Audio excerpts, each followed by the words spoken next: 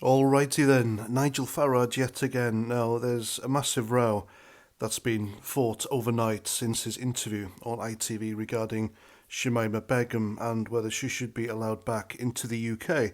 My stance on this is no, under any circumstances.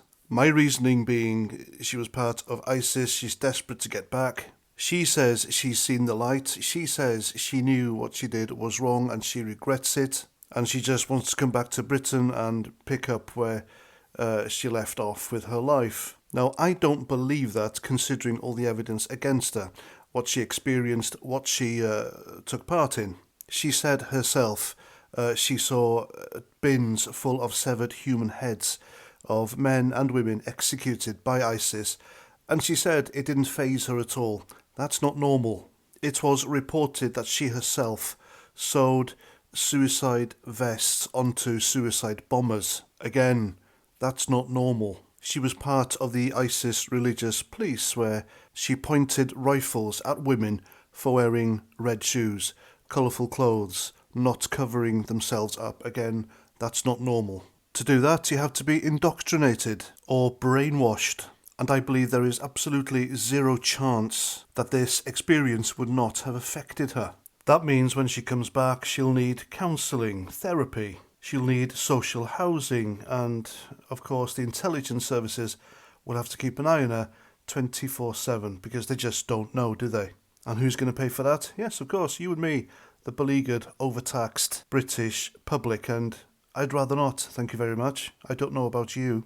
And of course, being part of the biggest terrorist organisation in the world, ISIS, who themselves have said that they will put their own members, terrorists, amongst the so-called refugees who are crossing the channel every day on their little dinghies. And there have been recent terrorist attacks committed by ISIS members. The guy who rode the car in New Orleans in the US recently had an ISIS flag on his vehicle. Who's to say Shamima Begum wouldn't be a sleeper agent ready in the future to commit an atrocity, innocent lives lost? It might not be straight away when she's returned, or immediately after she's let out of a British prison, which they're arguing for.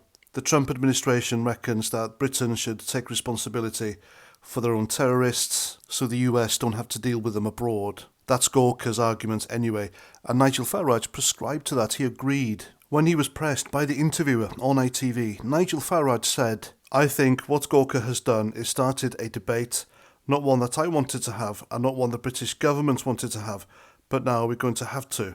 End quote.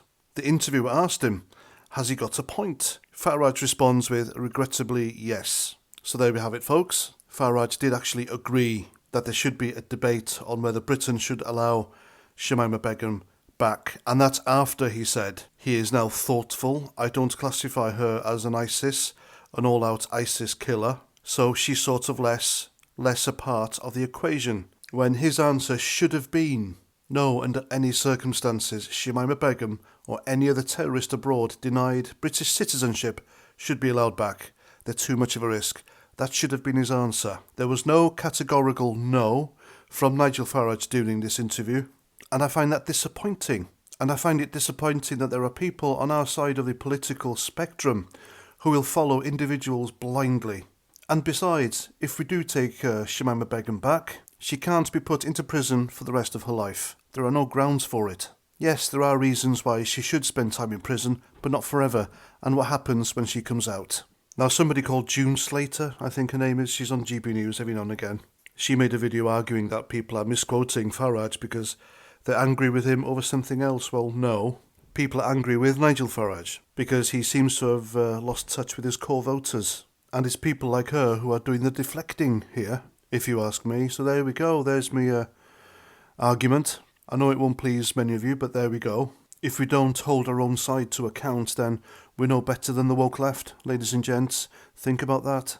And that's that. I'm Paz49. Thanks for watching. Please remember to subscribe if you haven't. And I'll see you at the next one. Roger Trout.